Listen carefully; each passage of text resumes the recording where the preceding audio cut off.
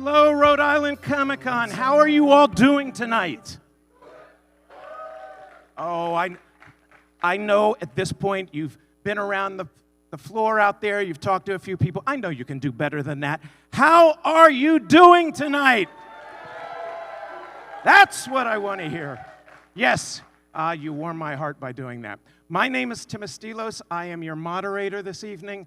I am a film critic and also a writer and entertainment reporter for a syndicated TV program called The Spiel, and also a member of the Critics' Choice Association. By the way, we have a show for our annual Critics' Choice Awards. It'll be on the CW January 4th, so please tune in. And with that note, I'm going to talk about somebody far more important than me. We have a great treat here. We have one of the premier actresses of our time backstage there. She is known for so many films, among which Dead Man Walking, Bull Durham, The Hunger, The Client, The Witches of Eastwick, The Rocky Horror Picture Show, and of course, Thelma Louise. Now, I know we were supposed to have Gina Davis with us for part of this panel. Unfortunately, through no fault of Gina's, but because of some of the stuff going on in Washington, the planes were delayed and whatnot, so she's not able to join us tonight, but it's not her fault, but we will discuss all things Thelma and Louise as well. Anyway, we have the other half of this amazing duo. Please give a warm round of applause for the amazing Susan Sarandon.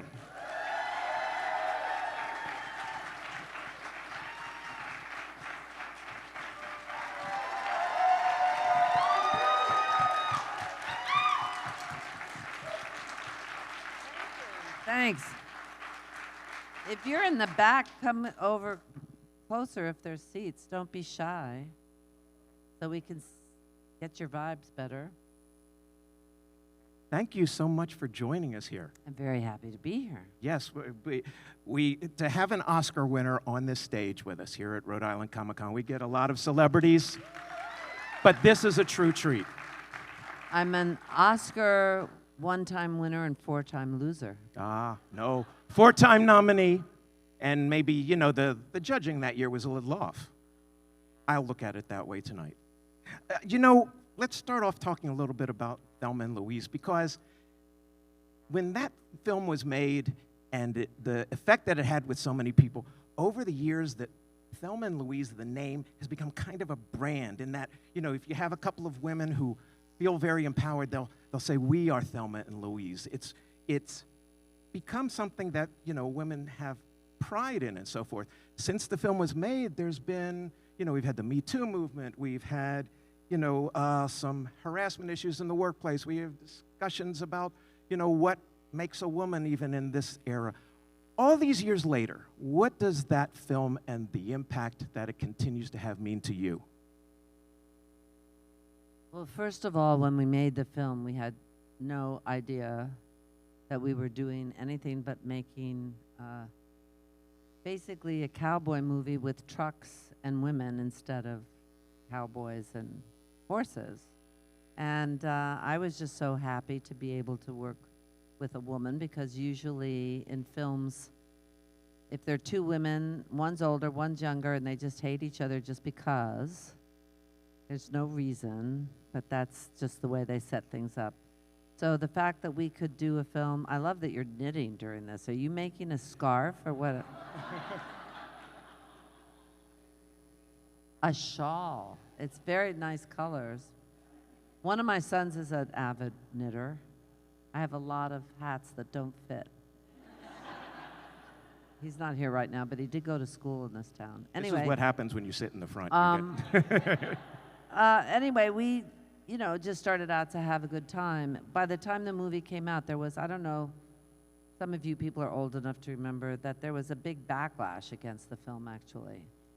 Nobody was quite sure why, but, they were saying that it encouraged suicide, which they definitely didn't say for Butch Cassidy and the Sundance Kid. They said that it was hateful towards men, and I think really it only were men with an exorbitant amount of jewelry. I don't think it was against all men. And we really didn't foresee that it was going to have that kind of a response, but we had backed into territory held by white heterosexual men and didn't expect there to be that kind of a response. So it was kind of shocking to all of us. And now, I mean, it's been used in a different way. I think that it's been really great to have conversations about different subjects, but when it first came out, the rape was not even mentioned. I mean, the reference to some kind of a rape was very, very quiet. So it has gained more political clout than was ever probably intentioned, especially by Ridley Scott. But even we, you know, just by the fact that it was women instead of men became a big deal. But the actual romanticized thing of, you know, going off a cliff rather than going to jail, we have Ridley to thank for making that an up. I never could figure out how that was going to be a fun moment, but he managed to suspend the car and have that great music so we didn't get depressed. And I think now, you know, it would be interesting to find out if you took that film to colleges, because there was a lot of discussion on colleges, not so much recently because we have so many other things to worry about, but how have times changed? Where would the support group be? Could you report a rape and be listened to? Questions like that, I don't know how much things have changed systemically. I mean, the conversation has changed, but I'm not sure that the law has really caught up. Did you make your hat? That's fucking unbelievable. There's like a tent on this woman's head that has all kinds of other things growing on it. It's very bright and orange. Will you stand up for a minute so the audience can appreciate what I'm seeing? Come on, a round of applause. Thank you. Thank you for that visual aid. Anyway, does that answer the question? Sure. Okay. And what you just finished discussing was about the impact of the theme of the movie towards an audience. What did the film and the casting of it mean for the both of you as actresses? Because as actresses, roles like that really weren't that prevalent. And where you were strong, where you were empowered, where you stood up against the man, literally and figuratively. And it must have been a role that you really realized in the moment that this is something special, if not the reaction with the audience. I just honestly thought it would be fun. And the casting of some of those people made it even better than what the script was. I mean, Brad Pitt, for instance, improvised so much, well, especially in the bedroom, but also outside of the bedroom. And, you know, all the teasing of the husband, a lot of that stuff was all improvised. A lot of what Gina and I did was improvised. So you know, I love stories, telling stories that are love stories. Everything I've ever done I see as a love story. And also, I like to have a good time. And I dragged my children everywhere. And so we had a very nice summer doing that film in Utah, not in the Grand Canyon, where unfortunately those cars are still at the bottom of the ravine, which is environmentally horrible. So you know, I just thought it would be fun, and we had no idea that it would turn out to be, you know, what it was. Ridley's an amazing filmmaker, and the script was massaged a lot in different places as we went on, and so it was kind of a work in progress, but there was no indication. When you start a project, you have to just do it. I hate to use the word process, or you have to just do it because of what's going to happen, like life at that moment, and not do it in hopes that it turns out to be something else, and not for fear of it being something else. And so, you know, we were the two women in a sea of all these guys that were shirtless with their T-shirts around their heads, you know, going up and down mountains. And Gina and I worried for a moment that we would just be a voiceover because it was so gorgeous. And every day going to the set at sunrise and coming home at sunset, they were just filming everything. And we were sure that we would end up just being some kind of a voiceover telling the story with these incredibly gorgeous shots, because Ridley, the one thing I didn't want to do that I told Ridley was I wasn't interested in a revenge film. So when people say it's standing up against the man, for me that character was trying to understand why men think that's a good idea, to say those things, to do those things, why. I wasn't interested in making a film that was about revenge. I don't like those films. I don't like violence as an answer to anything. And so when it was indicated that they jumped up and down and celebrated blowing up the truck, which I think was one of the main reasons Ridley did the film, I didn't want to do that. I don't think she killed that guy on purpose. I think there's a line after she shoots him that says, keep your mouth shut or something like that. And I think she was trying to just shut him up. I didn't like the idea that in the script it said she takes a stance and kills him, first of all, like a policeman, you know, kind of. I didn't like that at all. So for me, it was an accidental shooting of her just living back this horrible experience that she'd had and trying to shut him up because of the things he's saying at that moment that are so heinous. You know, I'm against the death penalty. I'm against violence of any kind. So it didn't in any way seem like, you know, we were suddenly the female Arnold Schwarzeneggers who were kind of charging into the future. It was a love story between those women. It was the kind of metamorphosis that Gina's character goes through because of her new relationship with her friend. It was funny, hopefully. It was also kind of interesting to see Harvey's character trying to push against what he can feel is going to be a really horrible ending for these women.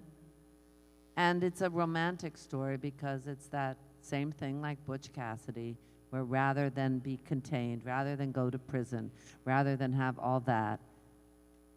And I said to Ridley, how much time has gone on, because it wasn't in the script, to get to the point. You know, it can't be 3 months because then you're not going to think going off a cliff is a good idea. It has to be like 2 weeks of no sleep, you know, all the stuff that's going on, and in this moment they make that decision, and luckily you don't see it, so it's not too horrible. So maybe they're at Club Med, who knows at this point where they've gone. But it was taken later as something that was against men, but I think that, but I don't think it's about their liberation more than against men, and I think she's trying to understand that when she says, we added some lines, and would you say that to your mother? Would you say that to your sister? Would you? Trying to understand how that seems like a good idea and what social conditioning leads boys to grow up to be men who need to be saying those things because of their lack of confidence. You know, real men don't have to say those kind of things. They don't. They protect women, and we need men to protect us and to understand us and to see us, and we need to see them. So I don't see it as a film that was up against guys. I think I said enough. But what you were saying is very interesting, leading into my next question here, is that there is a strength in your character, but in Gina Davis's book, by the way, I'll give her a plug here. Gina Davis has a memoir out called Dying of Politeness, and she talks at length about your relationship, the two of you in this film.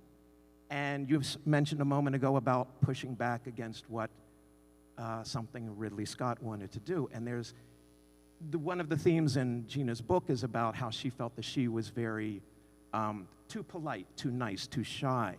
And she found a great inspiration in you as a real life person to encourage her to push back on things. And she mentioned one anecdote in here about where at one point you're driving along the road in the film, and Ridley wanted her to lift up her blouse and show the girls. He wanted her to change her T-shirt. We'd have different versions of the story. This is my version. I'm going by the book. We were doing a shot where we were in the car. We were mic'd, which I forgot about. We were mic'd. We drove off, and then, you know, they tell you over your walkie that you're going to drive. But Ridley had said to her, why don't you change your T-shirt as you're driving, as I'm driving, but do it sitting up on the seat so we can see you, and without a bra. And we drove away, and when we got to where we were supposed to go, Gina said, "Do you think this is exploitative or something like that?" And I said, "Well, can you think of any reason why you'd be sitting up on the back of the chair to change your top?" Actually, and I forgot that he could hear what we were saying. So when we got, and so she didn't do it. And so when we pulled in, they had broken for lunch and set everybody away. And he said, "Just thanks a lot, Sarandon, for that." But I think hers version is slightly different, but that's basically what it was. Yours wasn't bad. Yours wasn't bad there. In terms of, you know, there's another scene about when you shoot the gas tanker, and you can only do it one time, and there were multiple camera shots, and you're supposed to react to it, but it didn't quite work out, at least. No, well, first of all, they cleared 2 miles to blow up this truck, except we're right there. I have small children. I was like, there's not even a camera on us. It's in the back. Put the doubles in. You know, everybody else has gone to safety, and the 2 of us are standing there dumb with the camera behind us. So he put the camera in front of us. That's how we solved that problem. And the only thing about that was, like I said, I didn't feel that in the script it indicated that they jump up and down and celebrate. And we added those lines with the trucker, "Would you say that?" Something about like your mother, your sister, whatever. And so when they did it, I just didn't jump up and down. Is that what you're talking about? Yes. Okay. But the 2 anecdotes that you've just given, you're showing a point where you're expressing your view, what you'd like the director not to do. And it's not always the case where people... She makes it sound like, you know, that I was always like bossy. And what I do is I ask questions. You know, do we need this? Where are they going? Trying to understand specifically what's going on. I don't go in and say, I think it has to be this. The process that I like, which I do on all my films, is a collaboration. But Gina just never was used to saying or doing anything, so she thought that was like really revolutionary. But it's just a process of trying to create. If you're, you know, trying to flush out a script, it's your job as an actor to make it as specific as possible. If it doesn't say, like I said to Ridley, where are they coming from? It doesn't say in the script, because we have to have an accent. And he said, well, just use your accent. I was like, this is New York. You know, this is not a Southern accent. So we had to decide things like where they were coming from, how long they were on the road, you know, all these different things. But it wasn't that I told him it had to be something specific, but I think it's our job, and the fun of it, really, is to ask a lot of questions all the time. And then you come up with business, and, you know, I was so sick of driving that car and lining up where the camera was on the truck between her and the rear view mirror, and we got nominations. This is how you act without knowing that you're acting. You're trying to get a fucking car lined up with a camera that's on a truck. And so at some point I just said, can't we stop the driving, you know, at some point, and just put a scene that's like a little grace note where she realizes that the end is near, takes off her jewelry and gives it away, eventually her watch, because she realizes that, which also is different than a male film, she feels that she has to pay the price for taking a life, which is not what happens in most revenge films. So she doesn't think, and when we said we were going to do it, I said, now are you going to test this film and it's going to be a downer and we're going to live at the end? Because I want to know now, because that's different, right? And he said, you will definitely go off the cliff. I'm not sure about her. You may push her out of the car, But by the end of the shoot, we had earned the right to go over together and took a lot of the dialogue that was at the end and put it over a driving sequence and just had just those few lines. And I said I wanted to kiss her, and Gina said okay, and Ridley said okay, because we only had one take. Because of course we spent the whole time shooting the helicopters and had, as the sun was going down, and it was magic hour, I'm sure you all know what that is, we had just time for one take, so that was it. Thank you very much. You mentioned a few moments ago about at the time the movie came out, some silly people perceived it as a movie against men. And I'll push back on that in that there's some sympathetic men in there. Your boyfriend, played by Michael Madsen, was a kind, loving character to you. He couldn't commit, but he was a good man. Harvey Keitel, playing the cop, is a good guy. So, you know, it just... I think Harvey is, Michael's character says he understands, you know, would drop her if he knew that she was raped. So I think he's like stuck in another time period.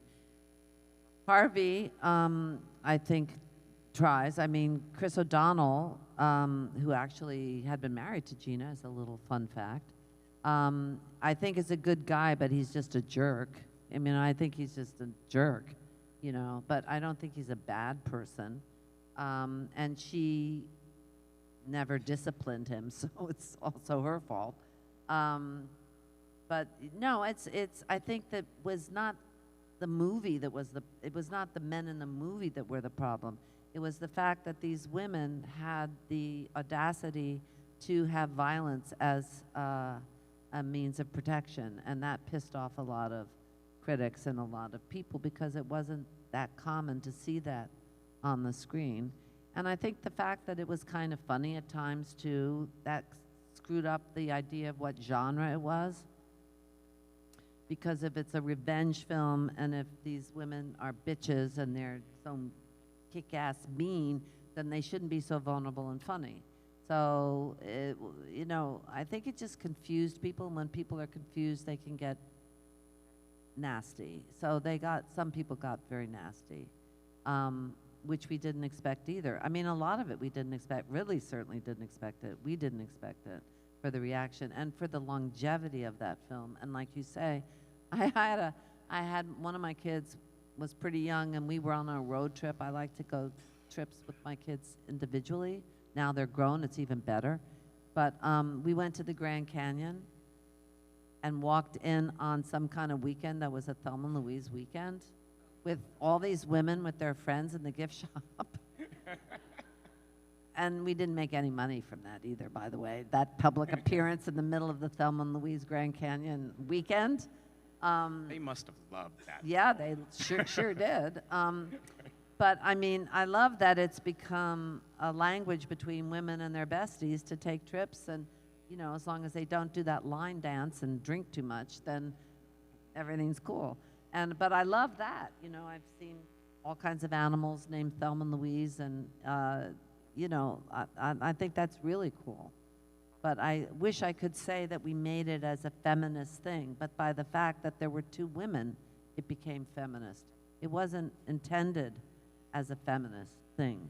But I think that all films, I have a reputation for doing political films, but I really feel all films are political because they tell you who the bad guy is. They reinforce or they question status quo.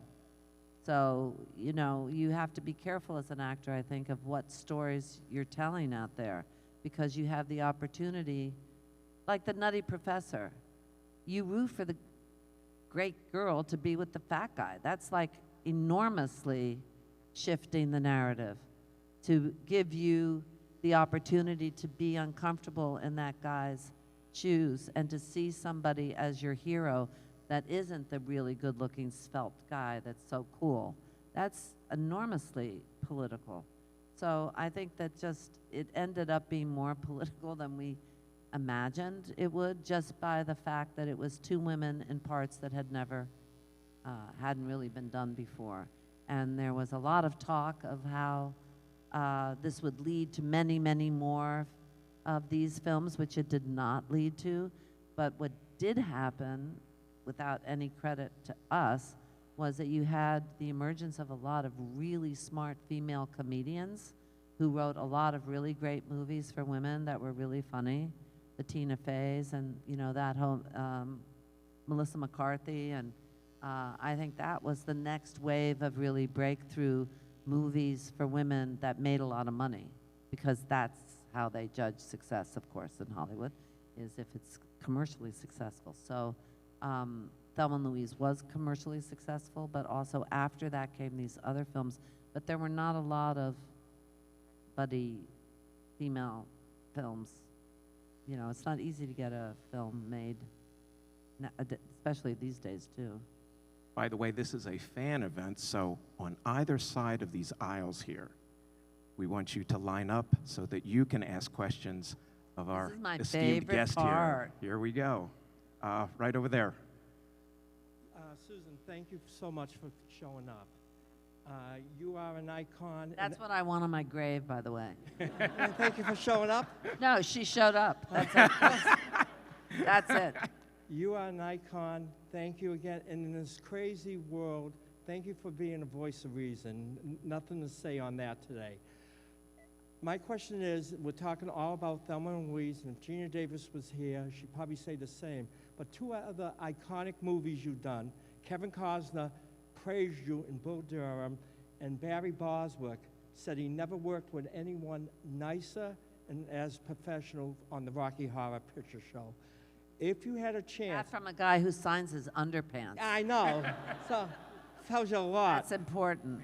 So my question to you, all the movies are icon, and you wouldn't change a thing, but if you had to do it over, was there something that was either left out or you wish they had put in any of the three movies, including Thelma? Oh, and those, Yeah. oh, I don't, there's tons of things that have been left out of films that I mourn, moments that have been left out. That's why when you do a film, you have to just, it's like having a child. You have to just let it go, Okay. and you have no idea how it's going to turn out.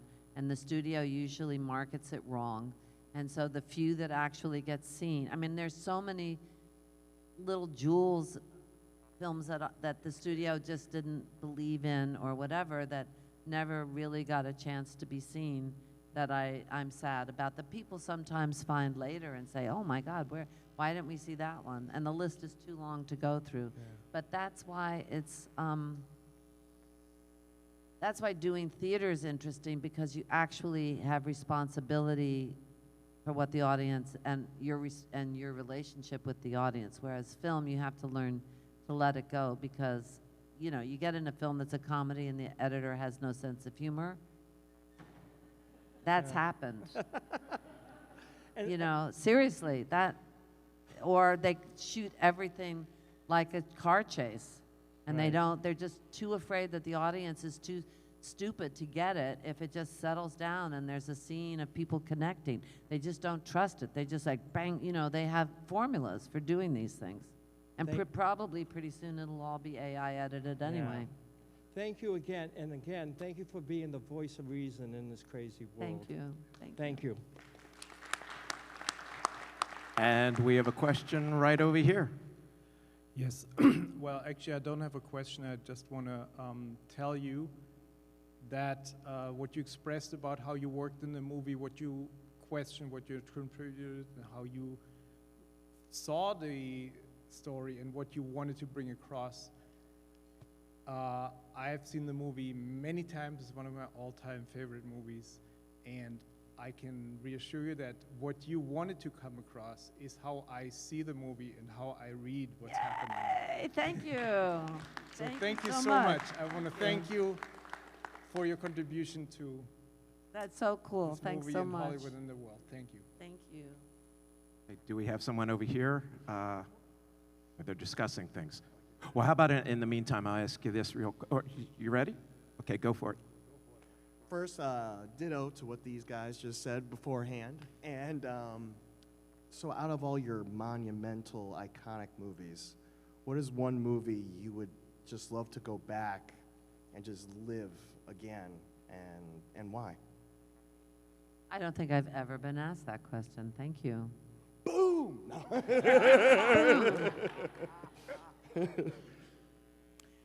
don't know. You know, that's such a Sophie's Choice question. I hate to choose just one of my children. You could choose a couple. Or I could three, choose a or- couple. Well, I had a blast on White Palace. That was fun. You haven't seen it, obviously. Or you would know what I'm talking about. I loved making Thelma Louise. I mean, there's a difference. Like I found the book of Dead Man Walking, and I produced it, and I saw that all the way through, and I'm very proud of it. I just saw Sister Helen last night, and she's now got the graphic novel of Dead Man Walking. It's also been an opera. It's been a play. So the fact that it started with, you know, a great meal in New Orleans of crawfish and a handshake, I'm very proud to have done that. But it wasn't a fun movie to make because I felt so much responsibility to her, and so I loved working with Sean, but it was a painful movie to make. So, you know, I'd love that process. I loved what Tim did. I loved working with Sean. And for me, I kind of am a connection freak. For me, I think the most important thing in a movie is when the audience believes that two people see each other in a way no one else does. And that's the connection that reads sometimes as sexy but it's really just about connection. And I like that in this business. I like joining a family for a certain period of time and getting together and collaborating. And I'm determined to have a good time if it kills me. So I make sure that no matter what the situation, we try to find a way to get along and not have our egos get in the way. And so the process of making films, and I just did a play, which was even more crazy because you're out there without a net and all you have is your other people, right? That for me is really what I love about being in the business. It's a shame that all the other stuff has to happen, you know, like you have to make a profit and you have to deal with the studio and you have to Lawyers. go on junkets for like your life and whatever. But the actual filming of it is, for me, I mean, I'm not choosing just one, but also sometimes when you're just working with just inspiring people that come prepared and are unpredictable, you know, because then something happens that's magical that you didn't count on. That's when it's really hot, you know, when you really have that kind of a thing happening. And I've been very fortunate to have that with a lot of the people that I work with. Awesome. Well, thank you very much, Sue. You're Appreciate welcome. all your work and your Thank dedication. you. This young lady over here. Hi, so first of all, again, really love Thelma and Louise. You're such an icon. Everything that the other people say. It's also You so know, an cool. icon is just somebody who lives long enough that they don't want to call old, that's still working. Yeah, it's That's it's all. also crazy that this film came out, is having its 35th anniversary, and the Rocky Horror Picture Show is having its 50th anniversary. Can't Oh, you and I'm believe like only that? 50. Come on. But anyway, my question is, Thelma and Louise ended up being a feminist film, but would you also say with the kiss at the end that you suggested that you do, it might be also a queer film? Aren't we all? That's what I would say to that.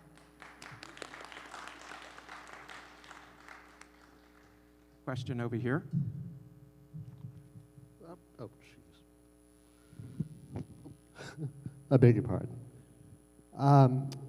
I just wanted to say, I noticed your pin, and not to put too fine a point on it, I just wanted to say thank you. Thank you for all the work you do in your art and in your personal life, you know, in the news and such, working to just fight injustice. And I'd like to think that, you know, after the past couple of days, we've seen a little bit more hope in the world, you know, particularly out of the Big Apple, as you know. Well, I live in the Big Apple, and I think that Mom Donnie is important not just because of what he's talking about doing. And I thank all the young people in the organization that they did and everything. But it's also important to know that if you're fighting for something and not just against something, and you're organized, that you can stand up to dirty big money and make a difference. You know, New Jersey came through, Virginia came through, and it's important. And it's important to have women in positions, but not just because they're women, Right. because what they stand for specifically is important. And so I think that that victory, and what I can just say about activism, you know, people think activists are Debbie Downers because they're always talking about what's wrong, but the reason they do is because they believe it can be better. And I just wanted to say that pin, you know, just, it says it all because you put your name on the line. I mean, just, I really, really respect. Thank you. And you've, coming from the life that you've had, what was there something that made you, you know, feel, you know, that way, that you had to, was there something that sparked that fight against injustice in you specifically? I was talking to somebody else who was an activist, and he said to me, why does it always have to be us? It's not a, it's, in a way, it's not a choice, you know. When I was little and I thought my dolls came to life at midnight, I rotated their dresses so one of them didn't have the good dress all the time.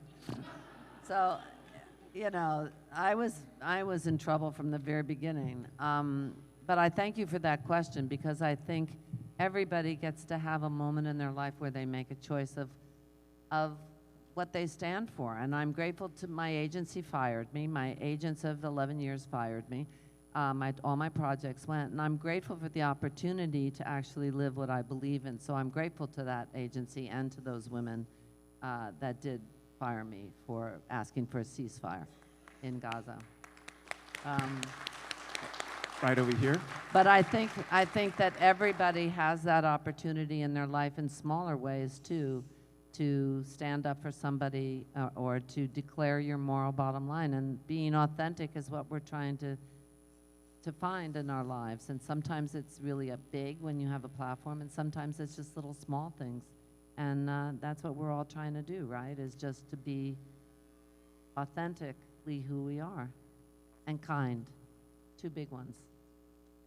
Yeah, thank you. Right over here.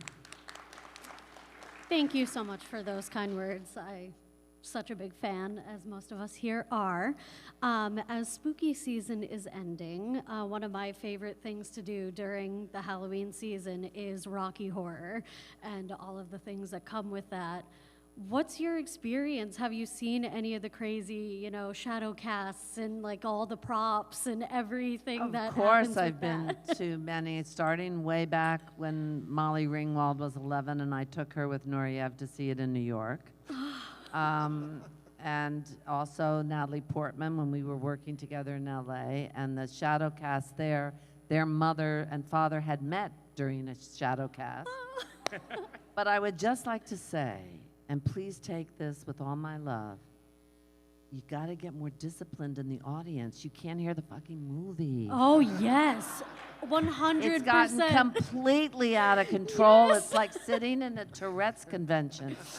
And you can't hear it. One of my kids watched it the other day at home, and said, actually, Mom, it's a good movie. I never heard it before. Right. And I took a friend to see it for the first time with a shadow cast and everything, and I had warned her about, you know, the spectacle of it and, you know, how crazy things were going to be, but she was not prepared for not being able to see and hear half of it, and she was just like, I still don't know what happened. Well, you know, I love the spectacle of it. I love everybody dressing up, and I love all the things being thrown. I'd have nothing against that. But it's all the ad-libbing in between. It used to be like a mass, you know. It was like somebody said something, there was a response. But now it is impossible. It's just impossible. And I've gone to many. I did one the other day in Vermont inadvertently. I was going to dinner, and there, you know, once a month was the Rocky Horror. So I went in and I said hi to everybody and everything. And of course they were surprised. Because it's in a little town in Vermont. But I love that movie. I love the fact that it's encouraged so many people to be who they are, and that, you know, it's kind of gives you the chance to dress up and be accepted without having to go to Burning Man. You know, it's safer. So I'm all about it. But please, let's get disciplined in our responses. Yes. Thank you. Yes, yes, yes. I almost got a concussion one time from a piece of toast. Last question over here. Hi, Susan. You made so many great movies, so many great roles, but my two favorite movies of yours is Atlantic City and The Hunger. How was it working with Burt Lancaster and David Bowie? Burt Lancaster and who? David Bowie. Right. Burt Lancaster was a doll. He was kind of stuck in the 50s, but he was so sweet. And I'll tell you one little story about him. I kept in touch with him, and his last movie that he did was what was it called? It was an Irish director.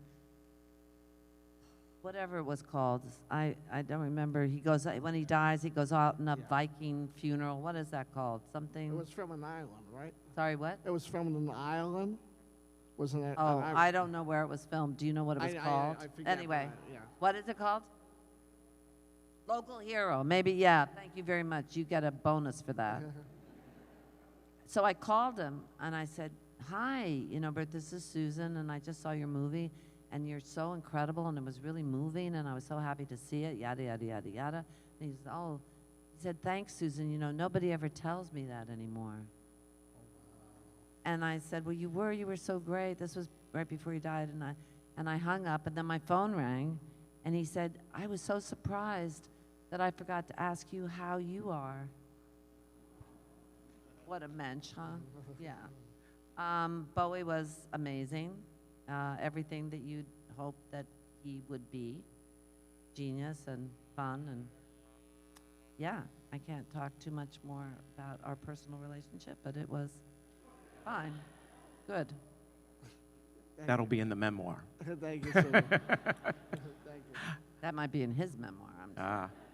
I'm going to close with the last question here as a surrogate for all the fans, including me as a fan. You know, this phenomenon of celebrities like yourself coming to fan events or comic conventions is still relatively new to bringing in talent such as yourself. You know, usually you're on a red carpet, but the fans are, you know, behind a barrier or something. So you're interacting with all of your other fellow actors. Coming to something like this, what's it like for you both right now as well as tomorrow meeting with the fans? What does that mean to you to have that experience? Well, I have to be honest. Initially what happened was, after I was canceled and couldn't earn any money, Chris Sarandon, who I am still in touch with, does quite a few of these. And he said, you know what, you should do Comic-Con, and I'm going to give you, my agent is a great guy, and he's honest. And I called him, and that was initially how I became interested, because I didn't know anything about Comic-Cons. But it turned out that it was such a gift, because when do you get to talk to anybody? When do you find out that me and my mom always watch Little Women every Christmas? When do you have some kid that's on the spectrum give you every single sentence in James and the Giant Peach of the scene with Miss Spidey? When do you get to hear all the stories about Rocky Horror Show? You don't. So it ended up being such a gift, and I'm so grateful to be here.